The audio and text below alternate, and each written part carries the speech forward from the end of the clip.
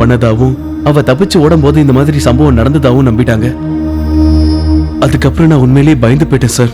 மேல ஏதாவது பிரச்சனை வருமோன்னு பயந்தேன். பசங்கெல்லாம் என்னை பிளாக்மெயில் பண்ண ஆரம்பிச்சப்போ நான் ரொம்ப பயந்துட்டேன். அதுக்கப்புறம் எனக்கு தெரிஞ்ச வக்கீல போய் பார்த்தேன். நடந்த எல்லாத்தையும் சொன்னேன். நடந்த சம்பவங்கள் உன் மேல சந்தேகப்படுற அளவுக்கு மட்டும் இல்ல, கொலைகேஸ்ல உன்னை மாட்டி விட போதுமான சாட்சியா இருக்கும்னு வக்கீல் சொல்லியிருக்காரு. பணம், பேர், புகழ் இதெல்லாம் இருக்கிற ஒரு ஆளோட சப்போர்ட் உனக்கு வேணும்னு நீ போய் பார்த்த வக்கீல் சொன்னப்பதான் நீ உங்க அப்பாவோட காம்ப்ரமைஸ் ஆகலான்னு முடிவு பண்ண. ஆமா சார். அப்பதான் நீ பெஞ்சமின் சி நாயரானே. இன்னொரு கேள்விக்கு கரெக்டான பதில சொல்லிடு. மைதிலி ஒன்னும் உனக்கு வெறும் ஃப்ரெண்டு மட்டும் இல்ல, she was your lover. அப்படி இருக்கும்போது மைதிலி செத்துட்டான்னு தெரிஞ்சதுக்கு அப்புறமும் நீ எதுக்கு அங்க போகாம இருந்த? பயத்துல தான் சார். எதுக்கு பயப்படணும்? யாருக்கு பயப்படணும்? நீ இப்ப சொன்னது எல்லாமே போய். நீ அந்த ஊர்ல யாரையும் பார்க்கல, திரும்பி போகவும் இல்ல. குற்ற உணர்ச்சியால தான் நீ சாவுக்கு போகல. உன் ஃப்ரெண்ட்ஸ் உன்கிட்ட சொன்ன மாதிரி நீ மைதிலியோட மிஸ்பிஹேவ் பண்ணிருக்க. உன்கிட்ட இருந்து தப்பிச்சு ஓடிடலாம் அவன் நினைக்கும் போது